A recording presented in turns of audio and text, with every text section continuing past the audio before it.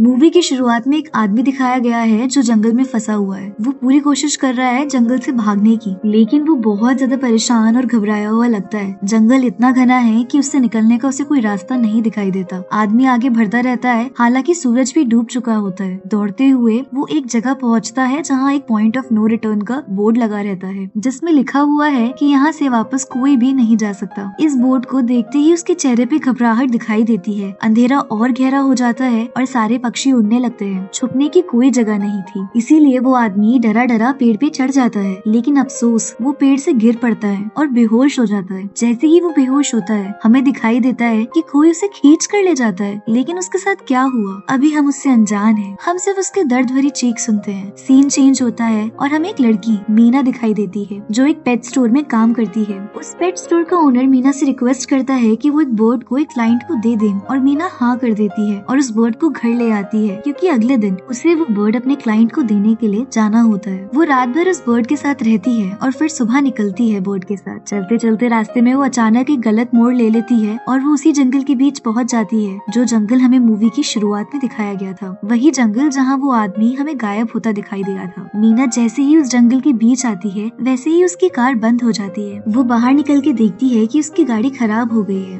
वहाँ जंगल के बीचों बीच फोन और रेडियो दोनों के सिग्नल गायब हो जाते हैं। उसे समझ आ जाता है कि अब वापस निकलने के लिए उसे किसी की मदद लेनी पड़ेगी और अभी वो फंस चुकी है। उसे लगता है कि शायद कोई आसपास हो जो मदद कर सके, इसलिए वो बर्ड को लेकर आगे बढ़ती है। वो आवाज लगाती है कि कोई तो उसकी मदद कर दो, लेकिन उसको कोई मदद नहीं मिलती और वो अपनी कार की तरफ वापस आती है। लेकिन जैसे ही वो आती है, वो देखती है कि उसकी गाड़ी भी एकदम गायब हो गई है। अंधेरा गहरा हो रहा था और अचानक सारे पक्षी उड़ने लगते हैं। मीना को डर लगने लगता है, जमीन भी कांप रही थी और उसे महसूस होता है कि उसके आसपास कोई है। तभी मीना को एक औरत भागते हुए दिखाई देती है। मीना उसका पीछा करती है और मदद के लिए बोलती है, लेकिन वो औरत रुकती नहीं है, बस भागती जाती है और आगे जाकर वो एक कंटेनर जैसे कमरे का दरवाजा खोलती है और मीना से बोलती है कि अगर तुम जीना चाहती हो तो जल्दी हमारे पास आओ। मीना उसकी तरफ भागती जाती है और वो औरत एकदम से उसका हाथ पकड़कर उसे कमरे में ले आती है और वो औरत उस कमरे का दरवाजा बंद कर देती है। ये एक अजीब सा कमरा है जिसमें एक बड़ा सा शीशा है और वहाँ दो लोग और भी हैं। मीना डर के साथ उनसे पूछती है कि ये क्या जगह है, लेकिन वो कुछ नहीं कहते और उसे कहते हैं कि शीशे के सामने खड़ी हो जाओ क्योंकि कोई आने वाला है। मीना पूछती है कि कौन आने वाला है। तब वो औरत मैडलिन जवाब देती है कि वॉचर्स हमारे पास आने वाले हैं। अचानक वहाँ अजीब आवाज आने लगती है और मैडलिन कहती है वॉचर्स खुश हो रहे हैं कि तुम आई हो, वो तुम्हारे लिए तालियां बजा रहे हैं।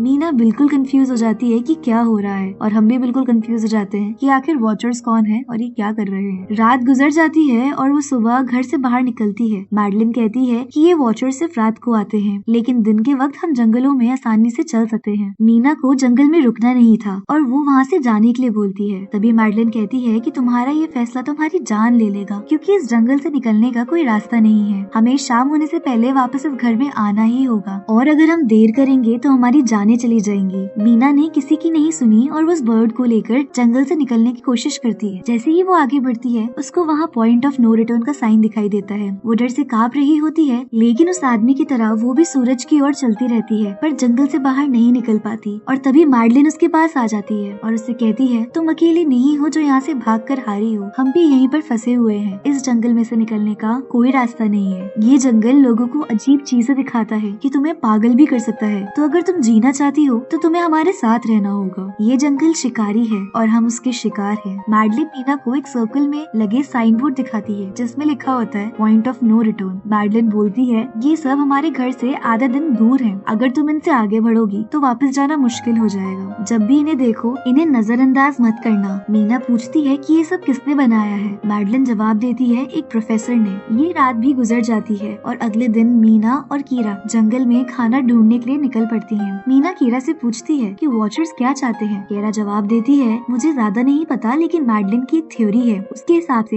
ये वॉचर्स हमें देखते हैं और ऑब्जर्व करते हैं, लेकिन हम इन्हें देखते हैं तो हम मर जाते हैं। कीरा मीना को जंगल के अंदर एक गड्ढा दिखाती है और बोलती है जंगल में ऐसे बहुत सारे गड्ढे हैं जहाँ से रात को ये वॉचर्स आते हैं और दिन के वक्त ये गड्ढों में घुस जाते हैं। कीरा बताती है कि वो यहाँ पर 5-6 महीने से फंसी हुई है। कीरा का पति भी इस जंगल में आया था और रास्ता ढूंढने के लिए निकला था और वो अभी भी यही उम्मीद करती है कि वो रास्ता ढूंढ के वापस आएगा। हम जान जाते हैं कि कीरा का पति वही है जो मूवी की शुरुआत में जंगल में गायब हो गया था। मीना वापस घर आ जाती है और मैडलिन उसे 3 रूल्स बताती है जो उसे यहाँ जीने के लिए फॉलो करने होंगे। पहला कि रात के वक्त अपने घर का दरवाजा नहीं खोलना है। दूसरा, रात के वक्त शीशे को अपनी पीठ नहीं दिखानी है। और तीसरा, दिन के वक्त गड्ढों के पास नहीं जाना है, हमेशा रोशनी में रहना है। रात को मीना को वॉचर्स के बारे में जानने का मन होता है, इसलिए वो शीशे के पास जाकर उनकी आवाज सुनने की कोशिश करती है। जब उसे कोई आवाज नहीं आती तो वो अपनी पीठ शीशे को दिखाकर लेट जाती है, जिससे वॉचर्स को बहुत ज्यादा गुस्सा आता है और वो शीशे पे मारने लगते हैं। मैडलिन भी उठकर आती है और मीना को शीशे के सामने खड़े रहने के लिए बोलती है ताकि वॉचर्स का गुस्सा थोड़ा शांत हो जाए। ये रात भी गुजर जाती है और अगले दिन मीना और डैनियल शिकार के लिए निकल पड़ते हैं। मीना डैनियल से पूछती है कि क्या कभी उसने वॉचर्स को देखा है। डैनियल जवाब देता है नहीं। फिर मीना उसे बताती है कि मुझे लगता है ये सब मैडलिन का बनाया हुआ झूठ है, वो हमें फंसाने की कोशिश कर रही है। हमें उन गड्ढों में जाकर देखना चाहिए, शायद हमें कोई रास्ता मिल पाएगा। डैनियल जो भागना चाहता था मीना की बात सुन लेता है और दोनों गड्ढे के पास आ जाते हैं। डैनियल रस्सी पकड़ता है ताकि अगर कुछ हो तो मीना को जल्दी से वो खींच सके। मीना गड्ढे में जाकर कुछ इंसानी चीजें ढूंढ लेती है। उन चीजों को निकालकर वो उस कमरे में वापस ले आती है, जहाँ मैडलिन उनसे पूछती है कि ये सारी चीजें तुम्हारे पास आई कहाँ से। वो झूठ बोलती है और बोलती है कि ये सारी चीजें उन्हें जंगल से मिली हैं। मैडलिन समझ गई है कि ये लोग झूठ बोल रहे हैं। वो मीना से बार बार पूछती है कि उसने गड्ढे में क्या देखा, लेकिन मीना कुछ नहीं बताती। फिर वो गड्ढे से निकाला हुआ कैमरा यूज करते हैं और सीसीटीवी कैमरा बनाकर घर के बाहर लगा देते हैं ताकि वो वॉचर्स उनको देख सके। मैडलिन को ये सब कुछ गलत लगता है, लेकिन मैडलिन की कोई नहीं सुनता। उस रात को वॉचर्स नहीं आते, लेकिन कुछ अजीब होता है। उनके दरवाजे पर दस्तक होती है। वो कैमरा से देखते हैं और वहाँ पर उन्हें इंसानी पैर दिखाई देते हैं। जो भी बाहर होता है वो कीरा के पति की आवाज में बात कर रहा होता है। कीरा को लगता है कि उसका पति जंगल से निकलकर रास्ता ढूंढ चुका है, इसलिए वो जल्दी से दरवाजा खोलना चाहती है, लेकिन मैडलिन उसे रोक लेती है और कहती है तुम दरवाजा नहीं खोल सकती, मुझे पता है कि तुम्हारा पति बाहर नहीं है। कीरा को यकीन नहीं होता तो मैडलिन बोलती है तुम टेस्ट कर सकती हो। वो बोलती है कि तुम जॉन से कुछ ऐसा पूछो जिसके बारे में सिर्फ तुम दोनों को पता हो। कीरा उस इंसान से जो बाहर है उससे पूछती है एक किताब के बारे में जो सिर्फ उन दोनों को ही पता होना चाहिए था। जब वो इंसान जवाब नहीं देता तो वो समझ जाती है कि वो एक वॉचर है। जब किसी ने दरवाजा नहीं खोला तो वॉचर गुस्से में आ गया और बाहर लगा हुआ कैमरा उसने तोड़ दिया। सारे वॉचर्स गुस्से में आ गए होते हैं और वो सब घर के बाहर का शीशा तोड़ने जा रहे थे। उस शीशे में बहुत बड़ा क्रैक भी आ जाता है, लेकिन फिर सभी लोग शीशे के सामने खड़े हो जाते हैं और उन वॉचर्स का गुस्सा धीरे से शांत हो जाता है। इसके बाद वॉचर्स ने शीशा तोड़ना बंद कर दिया था और वो उन्हें मारने नहीं आए थे। रात में ये सब कुछ होने के बाद डैनियल और मीना ने फैसला किया था कि वो मैडलिन को सब कुछ सच बताएंगे कि वो पिट के अंदर गए थे। मैडलिन ये सब कुछ सुनकर काफी गुस्सा हुई क्योंकि उन्होंने एक नियम तोड़ा। मैडलिन ने गड्ढे से ली हुई सारी चीजें उसमें वापस डाल दी और अब मीना को समझ आ गया था कि उसको यहीं रहना पड़ेगा, वो चाहे या ना चाहे। समय गुजरता गया और मौसम भी बदल गया। अब सर्दियाँ आ गई, लेकिन वो अभी भी वहाँ फंसे हुए थे। मीना वहाँ से निकलने के लिए हर दिन रास्ता ढूंढती थी, लेकिन उसे कोई रास्ता नहीं मिलता था। उन्हें सही से खाना भी नहीं मिल रहा था क्योंकि ठंड की वजह से काफी मुश्किल हो गई थी। धीरे धीरे उन सबकी मेंटल कंडीशन भी खराब हो रही थी खाने की कमी की वजह से। इस सब में मैडलिन और डैनियल के बीच लड़ाई हो जाती है। डैनियल ने गुस्से में मैडलिन और मीना को कमरे के बाहर निकाल दिया और वो खुद को और कीरा को कमरे में लेकर दरवाजा उसने बंद कर दिया। रात होने वाली थी। मैडलिन और मीना ने काफी कोशिश की कि डैनियल दरवाजा खोल दे, लेकिन डैनियल ने दरवाजा नहीं खोला। अब अंधेरा हो गया था और उन्हें एक घने पेड़ के नीचे खड़े रहना पड़ा था ताकि वो सेफ रहे वॉचर्स से। उन्हें वॉचर्स की आवाज सुनाई दे रही थी और इसी वक्त उन लोगों ने वॉचर्स की झलक भी देखी। हमें भी वॉचर्स दिखाई दिए। वो काफी लंबे और पतले और खतरनाक दिख रहे थे। वो सभी लोग कमरे के पास पहुंच गए, लेकिन जब उन्हें मैडलिन और मीना वहाँ पर नहीं दिखाई दिए तो वो सारे वॉचर्स जंगल में उन दोनों को ढूंढने के लिए चले गए। जैसे ही वो क्रीचर्स दूर गए, मैडलिन और मीना दोनों फिर से दरवाजे के पास जाकर डैनियल से बोलते हैं कि वो उन्हें अंदर आने दे। इस बार वो जोर से दरवाजा ठोकते हैं और डैनियल दरवाजा खोल देता है। वो दोनों काफी घबराए हुए थे क्योंकि उन्होंने वो क्रीचर्स देखे थे। तभी मैडलिन सबको सच बताती है कि मैंने तुमसे झूठ बोला था कि मैं यहाँ फंसी हुई थी। मैं असल में उन क्रीचर्स को यानी कि उन वॉचर्स के पीछे ही आई थी क्योंकि मैंने इन वॉचर्स के बारे में बुक में पढ़ा था। ये वॉचर्स और कोई नहीं, ये फेरीज हैं। जब मैं यहाँ पर आई और उन्हें देखा तो मुझे समझ में आया कि ये मॉन्स्टर्स हैं और बहुत चतुर हैं। ये किसी का भी रूप ले सकते हैं। ये हमें इसीलिए देखते हैं ताकि ये हमें स्टडी कर सके, हमें पढ़ सके, ताकि ये बिल्कुल हमारे जैसे बन जाए, क्योंकि इनके पास एक ऐसी शक्ति है जिसे यूज करके ये बिल्कुल हमारे डुप्लीकेट बन सकते हैं। तभी दरवाजे के बाहर कुछ आहट होती है और वो सारे वॉचर्स उन सबके लोगों की आवाज की तरह बात कर रहे होते हैं और अंदर आने की कोशिश कर रहे होते हैं। वॉचर्स के पास इतनी ताकत थी कि वो शीशा भी तोड़ सकते हैं और वो लोग शीशा तोड़ने की कोशिश करते हैं। वो सभी लोग वहाँ डर जाते हैं और वो सोचते हैं कि उन वॉचर्स से वो अब कैसे बचे। तभी डैनियल ने जमीन जमीन पर कुछ अजीब देखा। जमीन बिल्कुल अनइवन थी और जब उसने कारपेट हटाया तो उसे नीचे एक बंकर का पता चला। वो सभी लोग उस बंकर में घुस जाते हैं और उसका दरवाजा बंद कर देते हैं और वो शीशा उस कमरे का टूट जाता है। बंकर काफी पुराना था और उन्हें अब तक उस बंकर के बारे में पता भी नहीं था। बंकर में सारी सुविधाएं थी,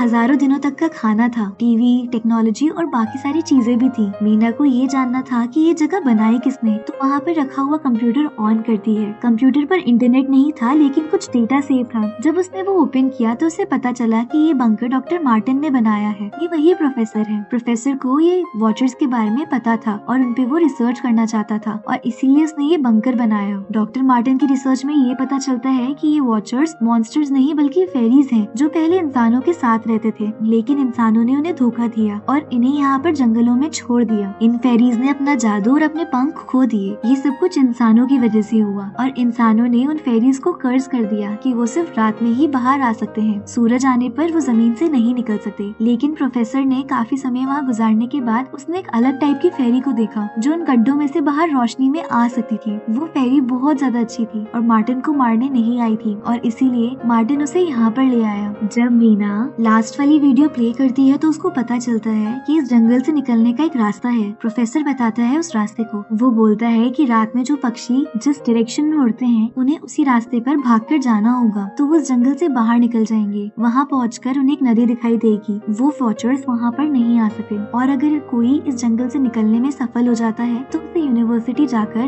डॉक्टर की उस प्रोफेसर की रिसर्च को डिस्ट्रॉय करना होगा, क्योंकि कुछ राज राज ही रहने चाहिए। फिर सुबह उन्होंने बंकर से बाहर निकलते हुए देखा कि उनका कमरा टूट गया है। अब वो सब फॉरेस्ट से निकलने की राह पर निकलते हैं, लेकिन उन्हें ध्यान रखना था कि सूरज छूटने से पहले वो जंगल से बाहर निकल जाए। मीना अपनी बोट को आजाद कर देती है और वो जिस डायरेक्शन में चलती है वो लोग भी उसी डायरेक्शन में जाते हैं। रास्ते में उन्हें एक कब्र मिलती है और मैडलिन बोलती है कि एक समय था जब फेरीज हम ह्यूमंस के साथ रहते थे, लेकिन इंसानों ने उन्हें धोखा दिया और इसकी कब्र बनाई और इस पे कर्ज लगा दिया। इसीलिए वो फेरीज अब जमीन से आते हैं। वो दिन में नहीं आ सकते। वो लोग एक नदी के पास पहुंच जाते हैं और फाइनली वो लोग खुश हो जाते हैं क्योंकि उन्हें लगता है कि वो ये नदी क्रॉस कर कर बाहर शहर तक पहुंच जाएंगे। ये वक्त शाम का था और वॉचर्स जमीन से निकल रहे थे। सभी नदी के पास पहुंच गए थे। अब उन्हें लग रहा था कि बस कुछ ही देर में वो जंगल के बाहर निकल जाएंगे, लेकिन रात होने को थी और अगर वो स्ट्रीम क्रॉस करते वक्त कुछ गलत हो गया तो उनकी जान खतरे में पड़ सकती है। वॉचर्स बाहर उनकी तरफ आ रहे थे और उनका गुस्सा साफ दिखाई दे रहा था। मीना और मैडलिन को डर था कि उन्हें पकड़ लिया जाएगा। उनके साथ कियारा भी थी।